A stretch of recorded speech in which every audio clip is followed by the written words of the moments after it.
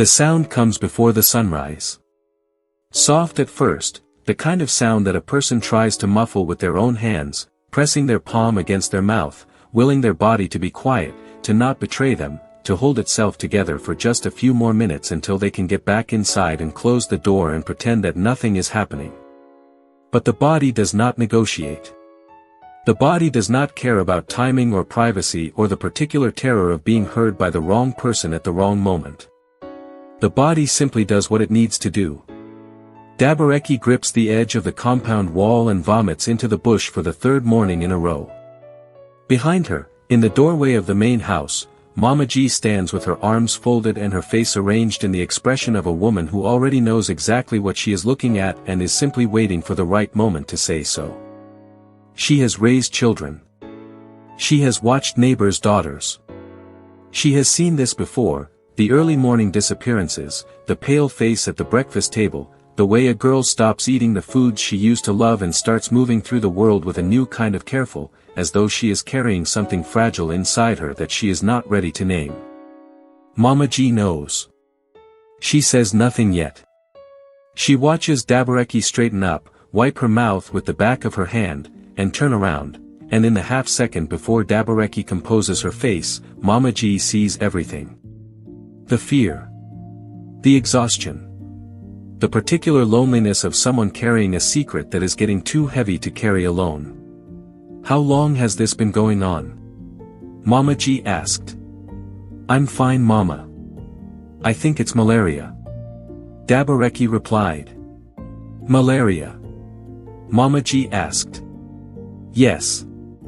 I've been feeling feverish and, Dabareki was still speaking when Mama G interrupted her.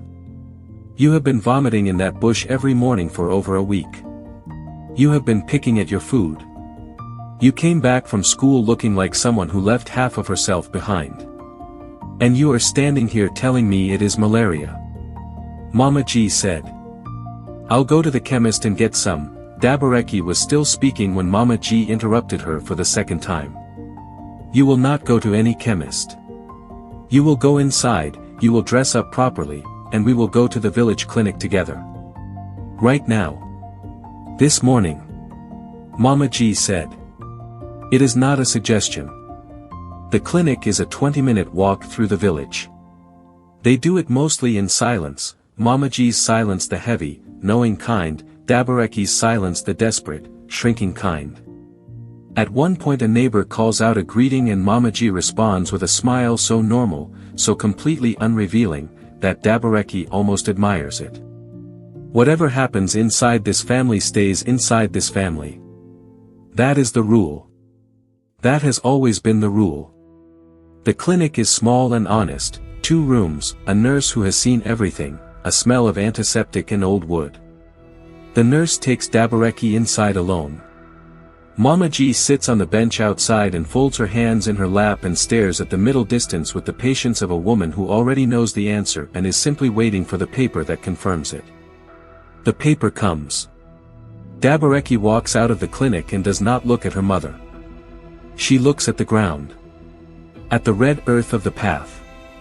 At her own feet moving forward one in front of the other because that is the only thing she knows how to do right now. Mama G stands. Falls into step beside her. They walk home in silence. And then the night comes. Papanukwa's living room is lit by the hurricane lamp on the round wooden table, half the required oil, giving the room a low amber glow that makes everything look softer than it is. The smell of Papanukwa's ideal tea fills the space, sweet and familiar, the smell of every difficult conversation this family has ever had in this room. Papanukwa sits with his tea. Dabareki sits across from her mother. And Mama G, who has been holding herself in all day, who has walked to the clinic and back and cooked the evening meal and waited for Papanukwa to settle into his chair before saying a single word about any of it, finally lets it out. I will not ask you again. Who is responsible for what you are carrying? Mama G asked. Dabareki says nothing. She stares at the lamp. At the flame inside the crystal globe, burning steadily, indifferent to the chaos in the room. I sent you to school. I sacrificed for that school. I told myself, This one will be different. This one will make something of herself. And this is how you choose to repay me? With this? Mama G said. But still nothing. Your father would turn in his grave. The shame of it. The absolute shame. Mama G said. Papa Nukwa clears his throat in the way that old people do when they are preparing to speak, a slow, deliberate sound that asks the room to make space. Mama G turns to him. Papa, with respect, whatever you have to say, hold it. I am not finished. Mama G said. She turns back to Dabareki. Since you have refused to speak, I will speak for you. Since you will not give me the name of the man responsible, it means you do not know who he is. And no bastard child, I repeat, no bastard child, will be raised in this compound. Tomorrow morning, first thing, you will follow me to a Gadadibia's shrine and we will, Mama G said. I know who he is. Dabareki finally finds her voice. The room goes quiet. What did you say? Mama G asked. I said I know who he is. His name is Zimuzor. Dabareki says. Zimuzor who? Who are his people? Where is he from? And does he know? Has he agreed to take responsibility? Mama G pressed on. Dabareki stares at the flame. The tears have been building for a long time, since the clinic, since the walk home, since she sat down at this table and felt the full weight of her situation settle onto her shoulders like something physical. She has been holding them by sheer force of will. But the will is running out now. His number, her voice breaks. She pulls it back. Tries again. His number is switched off. It has not been going through for 2 weeks. Dabareki replied. What do you mean switched off? Mama G asked, looking very confused. She doesn't understand the words coming out of Dabareki's mouth. I mean, I cannot reach him. He is unreachable. Dabareki added. The word falls into the room like a stone into still water. Unreachable. Mama G stares at her daughter. Something moves across her face, not softening exactly, but a shift. The shift of a woman who has been furious and is now, underneath the fury, something more complicated. Something that recognizes in her daughter's face a version of a pain she has seen before. Has perhaps felt before. But the anger does not leave.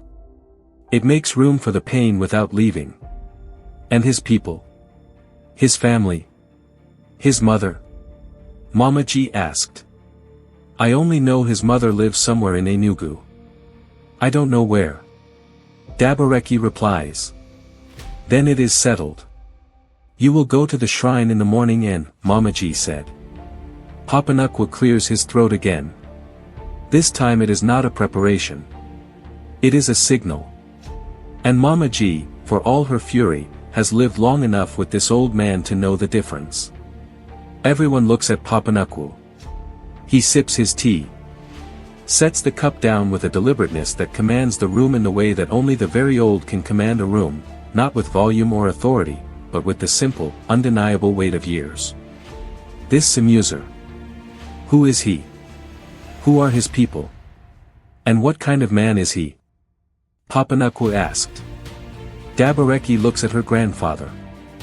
And for the first time since she sat down in this amber-lit room, something in her face unlocks. Not because the question is easy.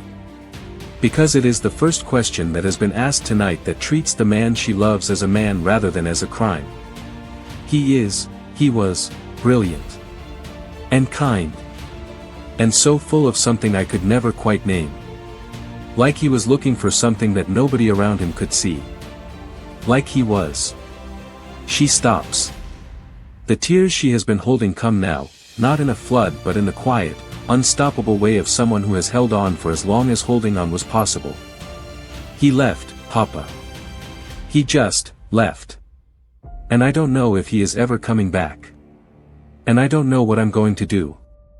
Dabareki said. Papa Nukwa looks at his granddaughter for a long moment. Then he picks up his tea again.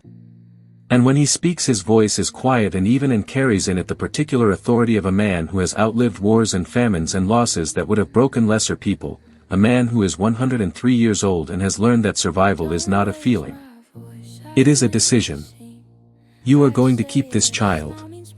You are going to raise this child. And this child is going to be great. Because greatness does not require two parents. It requires one parent who refuses to give up. Papa Unyanwu said. Mama G opens her mouth. Closes it. That is all I have to say. Papa Unyanwu added. He picks up his tea. The lamp burns on. And Dabareki, sitting in the amber light with her grandfather's words settling into her like roots into soil, makes a decision of her own. Not loudly. Not dramatically. Not with a speech or a declaration or any of the outward signs of resolution. Just quietly, in the privacy of her own chest, in the place where the things that truly matter are decided. She will keep this child. She will raise this child alone if she has to. She will not go to any shrine. She will not let her mother's fury or her own fear or Zimuzor's absence or the weight of what people will say determine what happens next. She is Dabareki. She will survive this too. The child growing inside her will never know hunger for love. Will never feel the absence of a father as an absence of worth. Will be told, every day, in every way that a mother knows how to say it, that he is enough. That he is seen. That he is loved without condition and without limit and without end. She does not know yet that the child will be a boy. She does not know yet that she will name him a Hannah, father's wealth, with the particular defiance of a woman who refuses to let an absent man define what abundance means in her house. She does not know any of that yet. She just knows that she has made her decision. And that some decisions, once made, become the foundation that everything else is built on. If Dabareki's strength moved you tonight, let her know in the comments. Drop a comment below and tell us, what does her decision mean to you? Have you ever had to make a decision that quiet and that large at the same time? Subscribe and turn on your notifications so you don't miss episode 12, where we leave Enugu behind and follow Zimuzor into the thick forests of the Martial Arts Academy, where boys are sent in with a knife, a rope, and a Biafran flag, and only the strongest come back out. Share this episode with someone who needs to hear Dabareki's story today. Like this video and help this series reach the people it was made for. We will see you in episode 12.